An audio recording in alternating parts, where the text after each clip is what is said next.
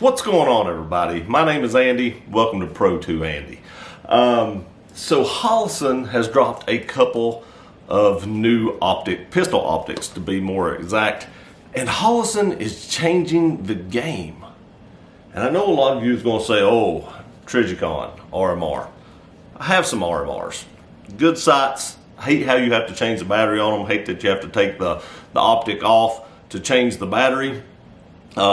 I've not had a ton of problems holding zero or anything like that. I just don't like the fact that I have to Loctite this on, then take it back off, because I have stripped out the head of some of these screws that hold some of these optics on, taking them off and on. So I would prefer to not have to take my optics off to change the batteries. And with the Holosun, they fixed that. You don't have to take the optic off to change the battery. Is the Trijicon a little more durable? Maybe. This patented design right here that nobody else can copy because of that is probably a little more durable. But if you watch Sage Dynamics, you know the Holosuns stand up to his test and usually pass it and continue to run without failure. So Holosun is a very durable optic, and it's a fraction of the price of an RMR, especially the adjustable RMRs. Like, I think this one is an RMR 06 or 7. It's an 07. I also have experience with some of the SIG Romeo 1 Pros. They are not as durable as the Holosuns. So I have a lot of Holosuns. We'll get into the new ones here in just a minute. I just want to show you that I do have experience with these, and have a couple of 508Ts. This one is actually red, this one's green. I have several of the 507Ks. This one's actually on my carry pistol, and then I have several of the 507Cs, as you see on the PDP and the Shadow Systems. I have a lot of the 507Cs. So I have a lot of experience behind Holosun optics with no issues at all. I've never had a problem with a Holosun optic. I've never had a problem with them holding zero. I've only changed the battery in one of them, and that was my carry pistol. And the only reason I did that was because I had to buy the demo. They didn't have a brand new one in stock, and I didn't know how many people had messed with it, so I did change the battery in that one.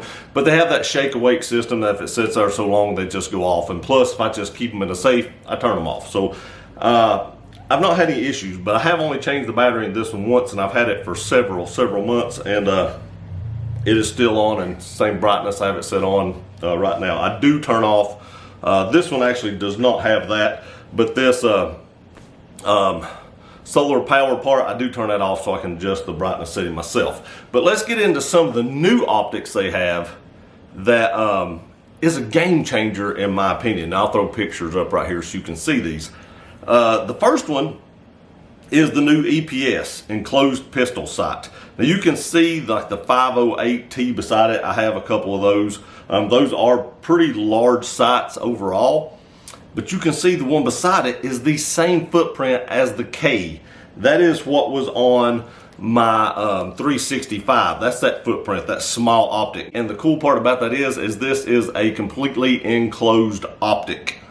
That is pretty awesome. Now they're making completely enclosed optics the size of the small footprint on these sights, like the RMRC and the 507K. Those size footprints are now having totally enclosed optics. In my opinion, this has taken Holosun way ahead of the competition. The competition is still using the normal optics like the RMR and stuff that we're used to seeing that has that one pane of glass in the front. Mud can get in that, it can get in front of the emitter, it can get in all that and just, you know, completely shut it down where you can't. If you get mud in front of your emitter, you're done. I mean, it's going to be hard to get all that out where you can see that dot again. And then completely enclosed optic, you can't do that. You get it on the glass, you wipe the glass off, you can still see your reticle. That is awesome. To me, this is a game changer. This is the direction that optics are going. A lot of people loved the 509, and I think this is going to be another great offering from Holosun. I think this thing is going to sell like crazy. My carry pistol will be getting one of these because I just think this is a superior design over the normal style pistol optics that we see on like a daily basis. There are several pictures of these that they put on here. You can see the top down footprint here where it shows how much smaller it is, and you can see it also has like a rear sight cut into it. If you want to use it that way, I always use like optic height sights, but if you would rather use it this way, you can use standard height sights and still run your standard sights. And then here you can see it on what appears to be like a Smith & Wesson shield, I believe is what that is. And then on this last picture, you can see the side-by-side comparison. Okay, the next one is the SCS, the solar charging sight. Now what this is, the product brings the next level of solar fail-safe system to the red dot user. Being an auto-adjusting only system, which I'm not a huge fan of that, but as we read along, you'll see maybe they've done something to make this a little better. Normally on the auto-adjusting sights, if you're running a pistol light, the sight cannot adjust for that and raise the brightness setting because it doesn't detect that light enough, being that the solar system's usually on top of the optic. But as we read along, you'll see here they may have fixed that problem. It uses multiple sensors to be able to accurately adjust the brightness level of the reticle to correct setting, even when using flashlights. Furthermore, the system does not require the user to replace batteries, which is pretty cool, but look in a minute how low this thing is. This is crazy how low they got this optic. It uses ambient light not only to power itself, but maintains and charges an internal battery for when low light situations arise. So it does have an internal battery that it charges. All is uniquely fitted in an ultra low system that is not only completely with standard height backup iron sights, but is uniquely shaped to direct fit the existing manufacturer's slide profile and still offer features you expect from Holosun, such as an MRS multiple reticle system and a grade 5 titanium housing. So let's take a look at this. In this first photo right here, I got all these photos off Instagram.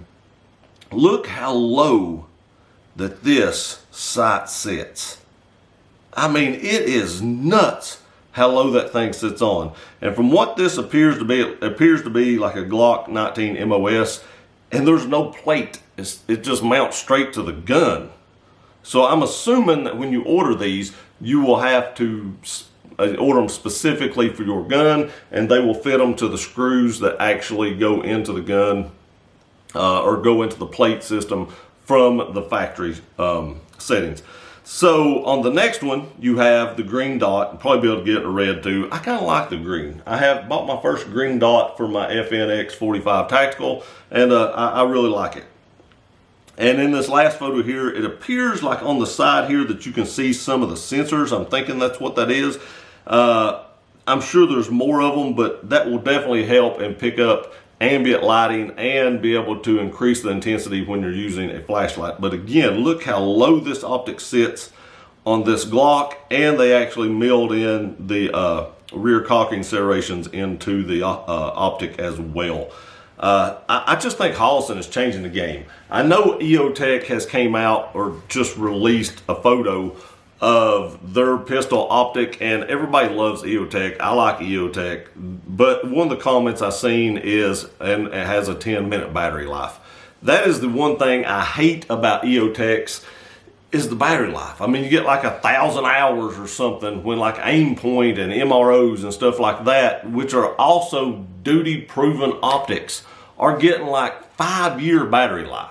And I get with what they're doing, they say they can't have that long a battery life. But there's shake awake features and stuff like that, like Holosun has, that you could put on that, maybe help it out a little bit.